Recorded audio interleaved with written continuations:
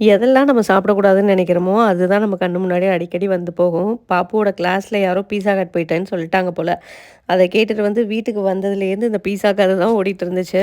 இங்கெல்லாம் 8:30க்கே பீஸா ஹட்லாம் க்ளோஸ் பண்ணிடுவாங்க. இங்கேருந்து நம்ம போறதுக்கே டைம் ஆயிடும்னு சொல்லிட்டு, ரெடிமேட் பீஸா பேஸ் இருந்துச்சு. அதில கொஞ்சம் டாப்பிங்ஸ் எல்லாம் போட்டு, சீஸ் எல்லாம் போட்டு சூப்பரா பீஸா ரெடி பண்ணியாச்சு. அதுக்கப்புறம் ஃப்ரோசன் நக்கெட்டும், ஃப்ரெஞ்ச் ஃப்ரையும் இருந்தது. அதையும் பண்ணிட்டோம் அப்படின்னா வந்துட்டு, அந்த பீஸா ஹட்ல போய் சாப்பிட்ட ஒரு ஃபீல் இருக்கும் அப்படிங்கிறதுனால, வீட்லயே எல்லாத்தையும் பண்ணி 3 பேரும் சாப்பிட்டாச்சு. ஒரு வழியா நைட்டு டின்னர் முடிஞ்சதுங்கிற திருப்தி இருந்தது. அதுக்கப்புறம் மார்க்கெட் போயிருந்தோம். அங்க வந்து பார்த்தீங்கன்னா, கரும்புல நெறைய பூச்சியா இருந்தது. "இது ஏன் இப்படி வச்சிருக்கீங்க?" அப்படின்னு கேட்டோம். "இதோடயே சாப்பிடுவீங்களான்னு?" கேட்டதுக்கு வந்துட்டு, "இத சாப்பிடலாம் மாட்டோம். குழந்தைங்க விளையாடுறதுன்னு" சொன்னாங்க.